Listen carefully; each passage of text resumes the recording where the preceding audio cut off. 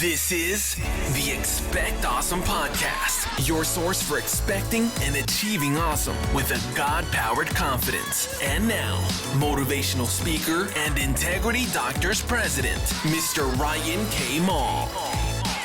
What's going on, everybody? Welcome back to the Expect Awesome Podcast. This is Ryan K. Maul here with you another week for some awesome stuff. This week, it's going to be no different, but this week, I'm just going to warn you now, we're going to go deep.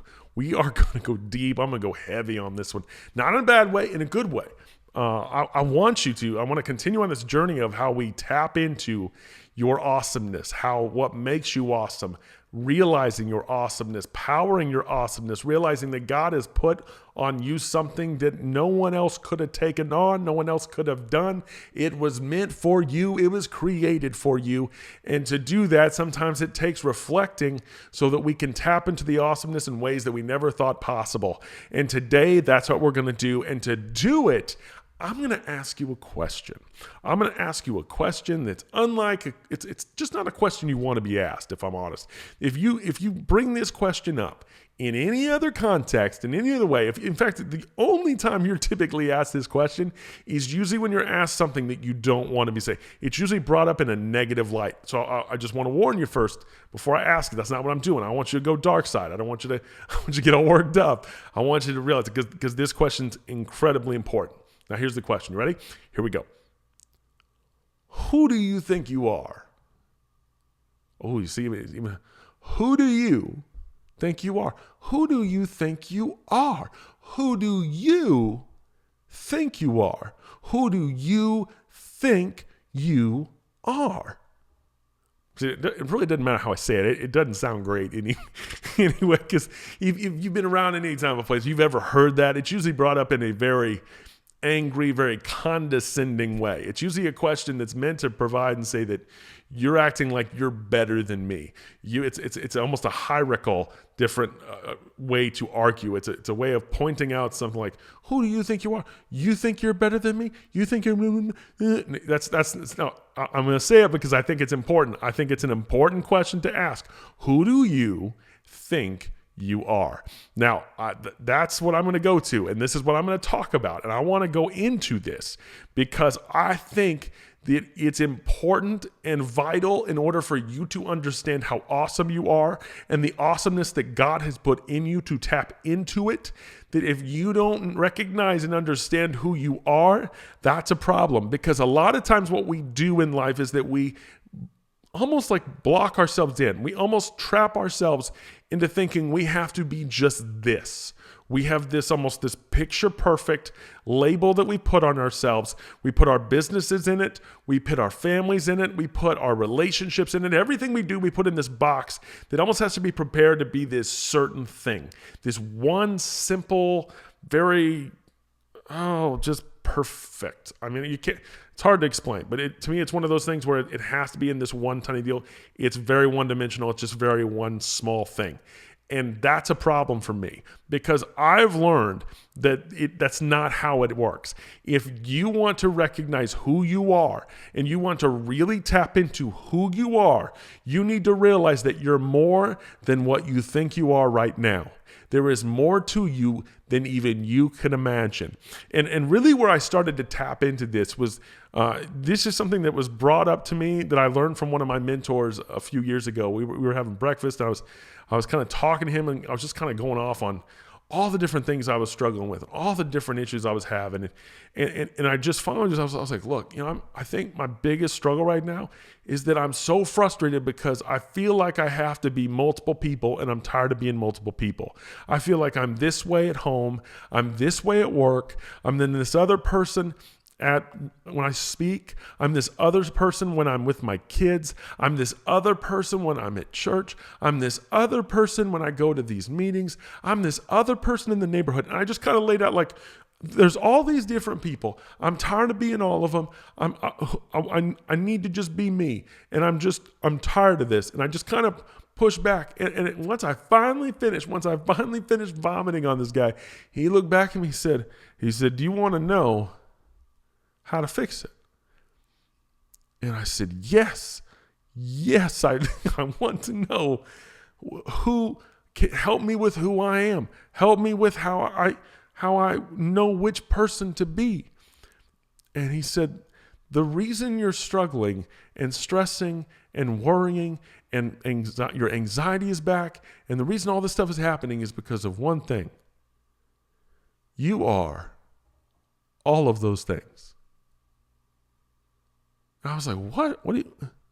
That's not the answer. That was not the answer I was looking for. It's not what I wanted to hear. That was not.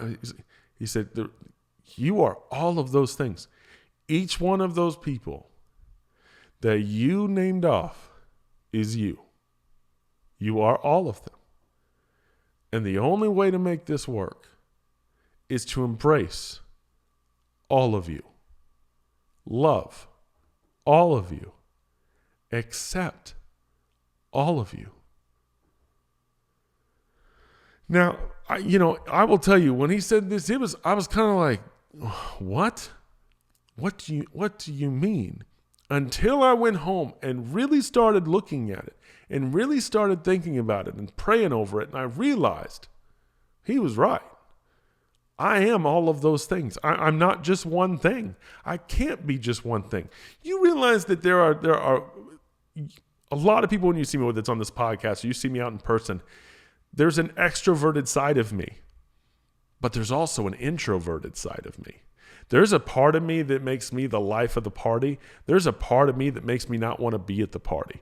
There's a part of me that makes me a really fun dad. There's also a part of me that makes me a really stern dad.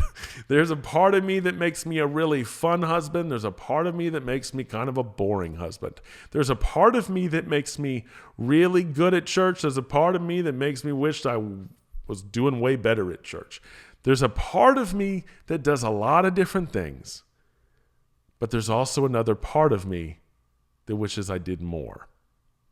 There's a part of me at work that I try to be, and there's a part of me at work that I need to be better. See, I am not just one thing. I am all of those things. But if I don't start recognizing and realizing the importance of accepting all of them as me, I don't realize how much I need to learn from them. And I don't need to realize how much each of those parts of me was given to me so that when I do make decisions, I don't make the wrong decisions. Now, what do I mean by that? What I mean by that is, if you are trying to be just one thing, if you were trying to say, well, this is who I am, this is what I do, I love it or hate it, I am this way. That can't work if you're multiple things. That can't work if you're tapping into all of you, because all of you understands that there's been life experiences along the way that have changed that. I could make that statement in college and say, this is who I am. The problem with that is that's who I am right now in college. That isn't who I was when I got married. That wasn't who I was when I had children. That wasn't who I was as I grew up and went through life experiences and family issues and tragedies and all sorts of things. Everything that happened created a new part of me that if I just try to act like it doesn't exist, I'm not truly tapping into the awesomeness that I have to tap in and make the right decisions for everything, because I can't just be this one thing. See, the more you try to be one thing and one thing only, what you end up doing is boxing yourself in. And when you box yourself in, you're going to become claustrophobic to your own mind. You're going to become claustrophobic to your own ideas. You're going to be claustrophobic to your own problems. And here's the irony to it. Anyone who's ever been claustrophobic knows all you want to do is get out. And the irony here is that when you do this and you build these walls, recognize this: you are the one that put the walls there. You are causing your own claustrophobic nightmare. You are the one causing your own problems right now because you are stuck in the box that you built. You are caught in the box that you made. When what you really should be doing is recognizing and realizing all the different parts of you and everything that makes you you and all the things that you've done, all the things that you've experienced, and realize embracing all of those sides of you, because each one of those sides of you wasn't created by accident. Each one of those sides of you were created on purpose. God put you through things. God showed you things. God used you.